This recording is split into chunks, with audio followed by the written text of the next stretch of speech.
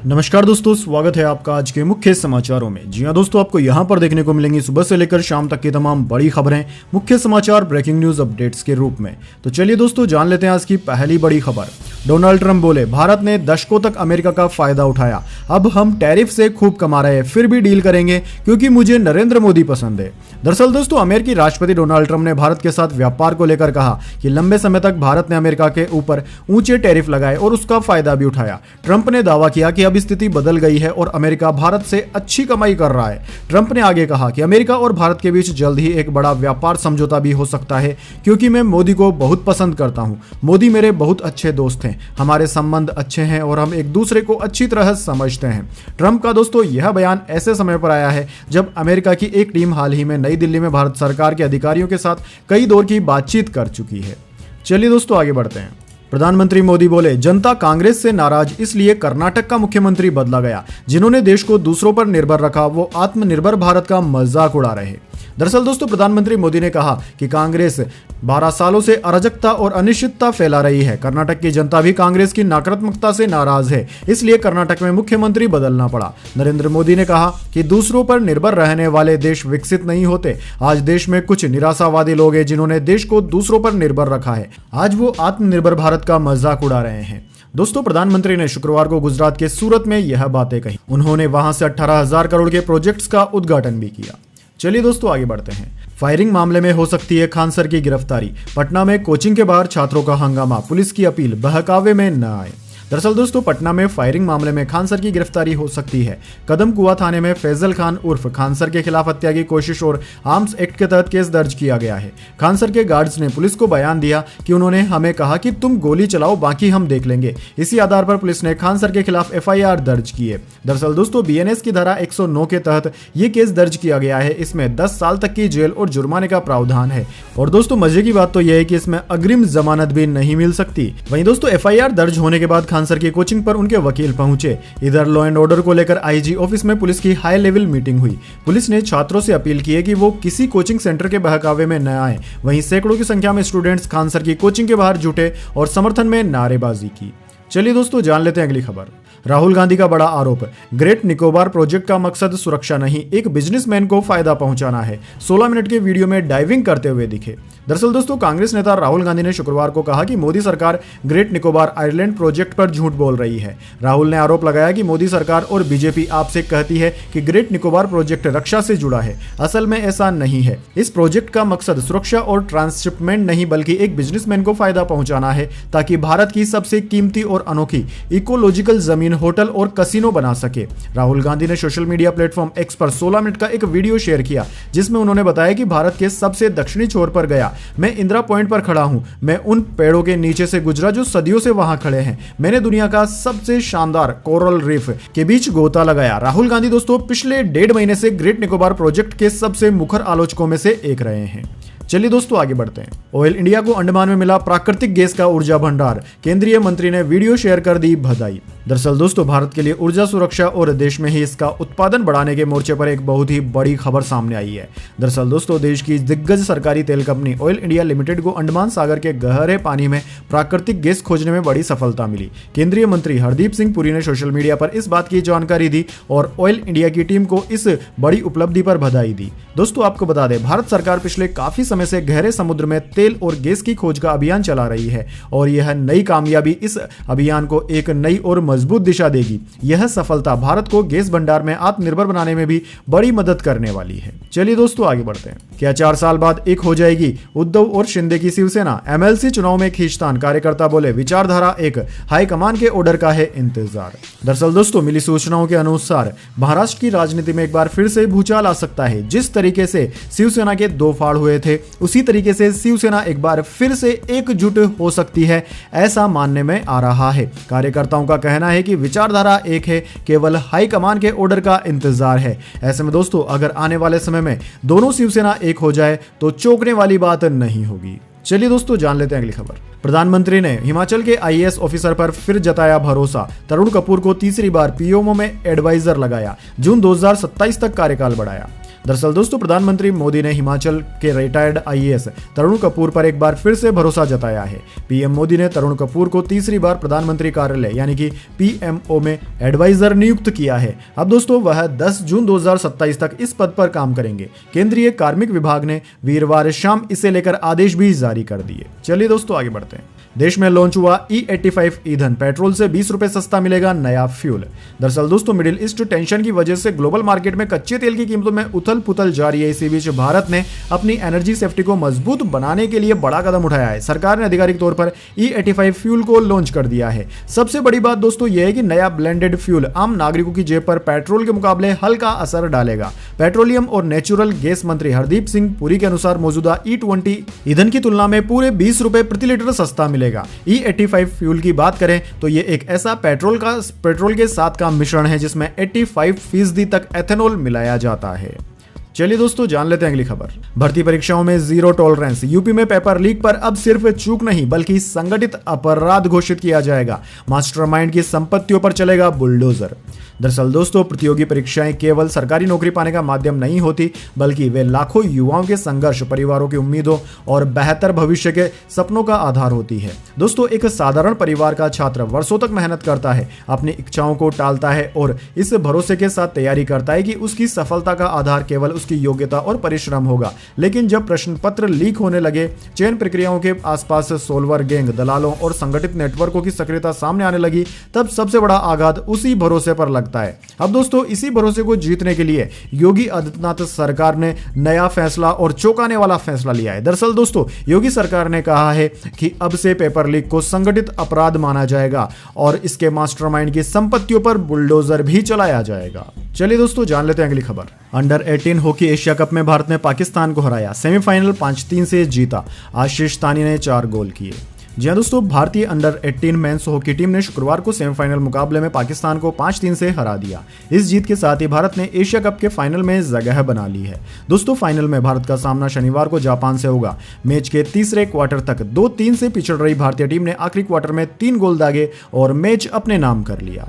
चलिए आगे बढ़ते हैं। स्पीकर के फैसले पर भड़की टीएमसी, बागी ऋतव्रत बनर्जी को नेता प्रतिपक्ष बनाने के खिलाफ जाएगी हाईकोर्ट।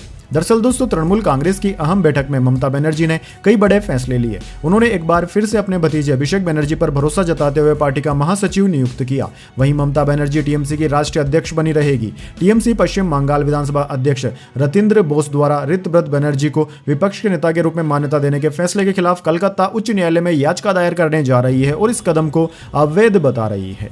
चलिए दोस्तों आगे बढ़ते हैं। 3 दिन पुरानी शिव कुमार कैबिनेट से मंत्री का इस्तीफा, मनपसंद विभाग न मिलने से नाराज। कर्नाटक मुख्यमंत्री बोले चिंता की बात नहीं, मामला सुलझा लेंगे। दरअसल दोस्तों कर्नाटक में 3 दिन पुरानी डीके शिवकुमार सरकार से मंत्री रामलिंगा रेड्डी ने शुक्रवार को इस्तीफा दे दिया। वे पसंदीदा मंत्रालय न मिलने से नाराज थे। मुख्यमंत्री शिवकुमार ने एक दिन पहले ही विभाग बांटे थे। अब दोस्तों रेड्डी बेंगलुरु विकास विभाग चाहते थे लेकिन उन्हें जल संसाधन विभाग दे दिया गया था। रेड्डी ने मीडिया से कहा कि मैं अब भी कांग्रेस में हूं, पार्टी से इस्तीफा नहीं दिया। पिछले 53 सालों में कई जिम्मेदारियां निभाई है। मैंने कई मुख्यमंत्रियों की कैबिनेट में मंत्री के तौर पर काम किया है, कभी किसी से मंत्री पद नहीं मांगा। चलिए दोस्तों जान लेते हैं अगली खबर। अरबों खरबों का बिजनेस है पेपर लीक, भड़के अरविंद केजरीवाल ने बताया क्यों जरूरी है सड़कों पर उतरना।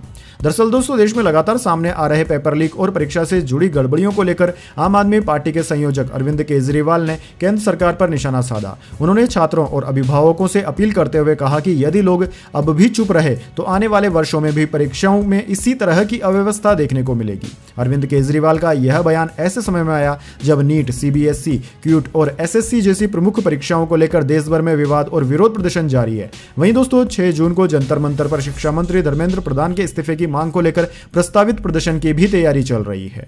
चलिए दोस्तों आगे बढ़ते हैं। राजस्थान, इबोला वायरस संदिग्ध के साथ आए पैसेंजर्स भी क्वारंटाइन। 19 साल की युवती में मिले संक्रमण जैसे लक्षण, जयपुर घूमने आई थी।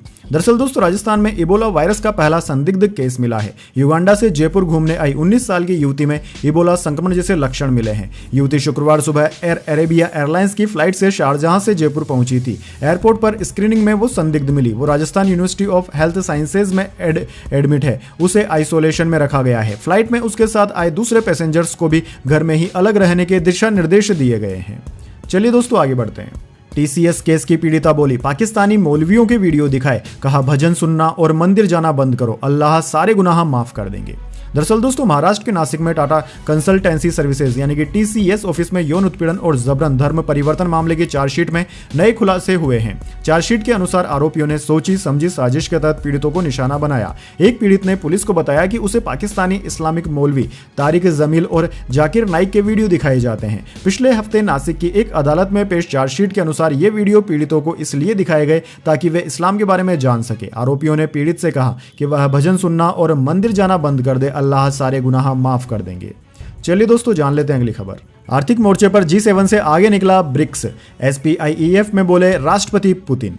दरअसल दोस्तों रूस के राष्ट्रपति व्लादिमीर पुतिन ने शुक्रवार को कहा कि आर्थिक आकार के मामले में ब्रिक्स ब्लॉक बहुत पहले ही G7 को पीछे छोड़ चुका है और आने वाले सालों में यह अंतर और बढ़ने वाला है। दरअसल दोस्तों Saint Petersburg International Economic Forum में बोलते हुए पुतिन ने कहा कि यह इस बात का संकेत है कि वैश्विक आर्थिक विकास का केंद्र धीरे धीरे ग्लोबल साउथ यानी कि विकासशील देशों के लिए इस्तेमाल किया जाने वाला टर्म की ओर शिफ्ट हो रहा है। दोस्तों आपको बता दें ग्लोबल साउथ के देशों का जिक्र करते हुए पुतिन ने कहा कि बदलते वर्ल्ड ऑर्डर में यह क्षेत्र सबसे अहम भूमिका में है। भारत, रूस, चीन जैसे विकासशील देशों के समूह ब्रिक्स के बारे में बात करते हुए रूसी राष्ट्रपति ने कहा कि विकास के लहजे से ब्रिक्स ने G7 को पीछे छोड़ दिया है। चलिए दोस्तों आगे बढ़ते हैं। बागियों के आगे झुकी नहीं ममता बनर्जी, अभिषेक का पद कायम, नेता प्रतिपक्ष की नियुक्ति को कोर्ट में चुनौती।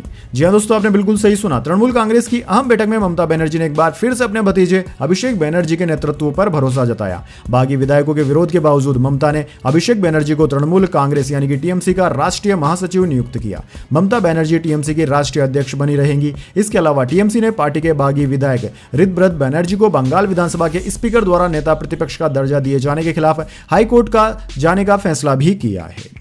चलिए दोस्तों जान लेते हैं इसके बाद अगली बड़ी खबर, लेकिन उससे पहले मेरी आपसे छोटी सी रिक्वेस्ट है, अगर दोस्तों आपको अभी तक हमारी न्यूज पसंद आई है तो इसे एक छोटा सा लाइक जरूर दे दीजिए। चलिए आगे बढ़ते हैं। सेंसेक्स 116 अंक गिरकर 74,243 पर बंद। निफ्टी में भी 50 अंकों की गिरावट रही। मेटल और IT शेयरों में सबसे ज्यादा बिकवाली।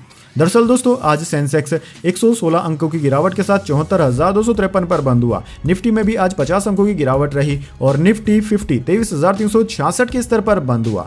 दोस्तों आज के शेयर बाजार की बात करें तो आज के कारोबार में मेटल और IT शेयरों में सबसे ज्यादा बिकवाली देखने को मिली।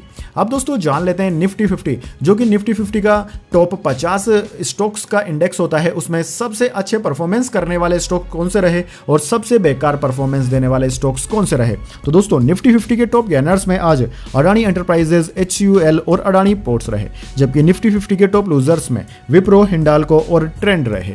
चलिए दोस्तों आगे बढ़ते हैं। गोल्ड सिल्वर प्राइस टुडे, चांदी एक दिन में 6,138 रुपए और सोना 1,896 रुपए सस्ता हुआ। 1 किलो चांदी 2.55 लाख और 10 ग्राम सोना 1.54 लाख रुपए का हुआ। दरअसल दोस्तों सोने और चांदी की कीमतों में लगातार गिरावट जारी है। Indian Boolean and jewellers association के अनुसार 1 किलो चांदी 6,138 रुपए घटकर 2.55 लाख रुपए पर आ गई, जो कि एक दिन पहले 2.61 लाख रुपए पर थी। वहीं दोस्तों सोने की बात करें तो 10 ग्राम 24 कैरेट सोना 1,896 रुपए घटकर 1.54 लाख रुपए का हो गया है। इससे पहले 4 जून को यह 1.66 लाख रुपए पर था। दोस्तों बात करें कैरेट के हिसाब से क्या चल रही है सोने की कीमतें, तो दोस्तों 24 कैरेट सोना 1,54,190 रुपए प्रति 10 ग्राम का है।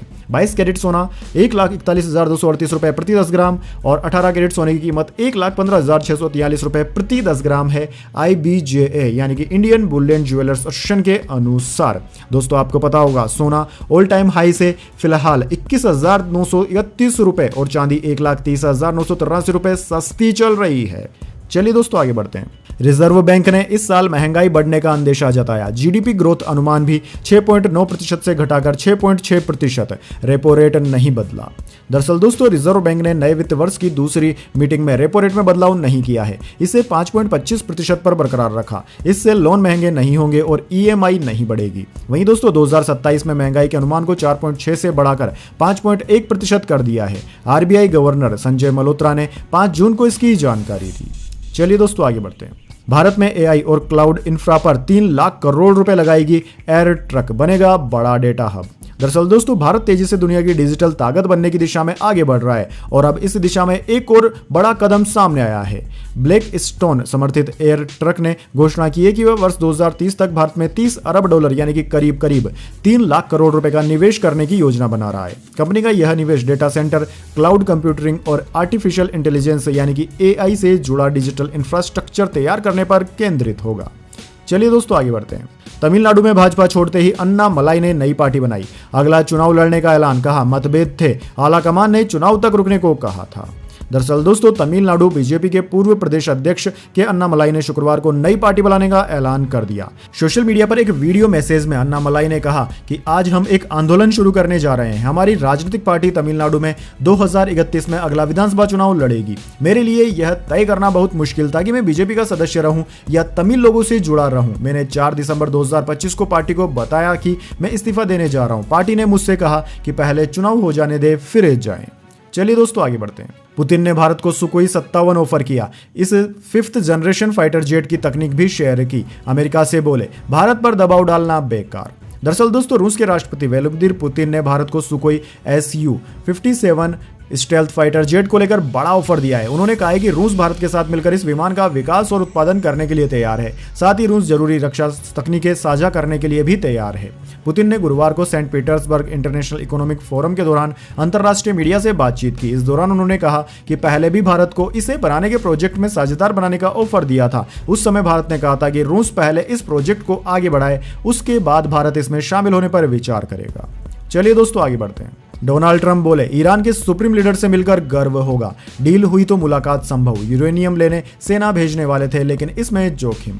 दरअसल दोस्तों अमेरिकी राष्ट्रपति डोनाल्ड ट्रंप ने कहा है कि अगर अमेरिका और ईरान के बीच समझौता होता है तो वह ईरान के सुप्रीम लीडर मुज्तबा खोमेनी से मिलने के लिए तैयार है। व्हाइट हाउस में पत्रकारों से बात करते हुए डोनाल्ड ट्रंप ने कहा कि मैं सुप्रीम लीडर मुज्तबा खोमेनी से मिलना नहीं चाहता, लेकिन अगर मुलाकात होती है तो मुझे गर्व होगा। अगर डील हो जाती है तो मुलाकात संभव है, मुझे इससे कोई दिक्कत नहीं होगी। चलिए दोस्तों आगे बढ़ते हैं। एमपी यूपी में तेज आंधी के साथ बारिश, राजस्थान में ओले, सड़कों पर पेड़ गिरे, कई जगह गाड़ियां दबी। आज 27 राज्यों में बारिश का अलर्ट। दरअसल दोस्तों देश के 11 राज्यों में गुरुवार को आंधी बारिश ने तबाही मचाई। मध्य प्रदेश के भोपाल में 70 किलोमीटर प्रति घंटे की रफ्तार से तूफान आया। इससे कई इलाकों में 80 से ज्यादा पेड़ गिर गए। उधर दोस्तों उत्तर प्रदेश के भी 12 शहरों में बारिश हुई। नोएडा में भी दोपहर बाद तेज हवाओं के कारण 400 पेड़ उखड़ गए। पेड़ गिरने से कई जगह गाड़ियां दब गई, रास्ते घंटों जाम रहे। उधर दोस्तों राजस्थान के जयपुर में दिल्ली से 4 फ्लाइट डाइवर्ट करनी पड़ी। श्रीगंगानगर में ओले गिरे। दिल्ली एनसीआर में भी खराब मौसम के कारण 11 उड़ानों को डाइवर्ट करना पड़ा। इसके अलावा दोस्तों हरियाणा के फरीदाबाद में फ्लाईओवर बनाने के लिए लगाई गई क्रेन तेज हवा के कारण पलट गई। इसमें 3 मजदूरों की मौत हो गई है। बिहार के भागलपुर में बिजली गिरने से मां बेटी की मौत की खबर है। उधर दोस्तों भारतीय मौसम विज्ञान विभाग ने देश के 27 राज्यों में आंधी बारिश का अलर्ट जारी किया है। इनमें हिमाचल, उत्तराखंड, पंजाब, हरियाणा, दिल्ली, बिहार, छत्तीसगढ़ भी शामिल है। चलिए दोस्तों आगे बढ़ते हैं। आमिर खान ने तीसरी शादी की खबर को कंफर्म किया। 5 जुलाई को गर्लफ्रेंड गौरी से करेंगे शादी। 2025 में रिलेशनशिप पब्लिक किया था। दरअसल दोस्तों आमिर खान ने गर्लफ्रेंड गौरी स्प्रेड के साथ शादी की खबर को गुरुवार को कंफर्म कर दिया। आमिर की यह तीसरी शादी होगी। वैरायटी इंडिया से बात करते हुए उन्होंने कहा कि मैं इस समय अमेरिका में हूं। शादी की खबर सही है, हमारी शादी 5 जुलाई को होगी। कुछ महीने पहले आमिर ने कहा था कि शादी उनकी प्राथमिकता नहीं है और वह गौरी के साथ ऐसे ही खुश हैं। चलिए दोस्तों आगे बढ़ते हैं। भारतीय टीम के हेड कोच गौतम गंभीर बोले मैं नहीं चाहता ऋषभ पंत बदले, अनुभवी खिलाड़ियों को परिस्थितियों का सम्मान करना चाहिए, सुदर्शन को पर्याप्त मौका देंगे। दरअसल दोस्तों इंडियन क्रिकेट टीम के कोच गौतम गंभीर ने संकेत दिया है कि माहौली में न्यू चंडीगढ़ स्टेडियम में कल से शुरू होने वाले भारत अफगानिस्तान टेस्ट मैच में शाई सुदर्शन भी खेल सकते हैं। वह देवदत्त पड्डीकल की जगह तीसरे नंबर पर बैटिंग के लिए आ सकते हैं। गंभीर ने स्टेडियम में मीडिया से बातचीत में ऋषभ पंत को उप कप्तानी से हटाने को लेकर सीधे तौर पर कुछ नहीं कहा। गंभीर ने इतना जरूर कहा कि हम ऋषभ पंत में बदलाव नहीं चाहते, लेकिन इंटरनेशनल क्रिकेट में खिलाड़ियों को मैच की परिस्थितियों का सम्मान करना जरूरी है। पंत की जगह KL राहुल को कप्तान बनाया गया है। तो दोस्तों यह थी आज की तमाम बड़ी खबरें। इसके बाद दोस्तों बारी आती है आज के माइंड क्यूज क्वेश्चन की। जी हाँ दोस्तों एक आसान से सवाल का जवाब देकर आप जीत सकते हैं एक सरप्राइज गिफ्ट हमारे यूट्यूब चैनल की ओर से। तो दोस्तों आज का सवाल आपकी स्क्रीन पर आ चुका है। कोणार्क का सूर्य मंदिर कौन से राज्य में स्थित है? जी हाँ दोस्तों आप जानते हैं सूर्य मंदिर जो कि कोणार्क में है वह भारत के कौन से राज्य में स्थित है? तो जल्दी से उस राज्य का नाम करो उसमें लिख दीजिए। अगर दोस्तों आपका जवाब होता है एकदम सही और आप चुन जाते हैं लकी विजेता के रूप में तो आपको मिल सकता है एक सरप्राइज गिफ्ट हमारे यूट्यूब चैनल की ओर से। तो दोस्तों जल्दी से अपना उत्तर कमेंट बॉक्स में लिख दीजिए, वीडियो को लाइक कर लीजिए और चैनल को सब्सक्राइब कर बेल आइकन जरूर से दबा लें ताकि हर रोज आपको मुख्य समाचार ब्रेकिंग न्यूज अपडेट्स देखने को मिले। धन्यवाद। वंदे मातरम। जय हिंद, जय भारत।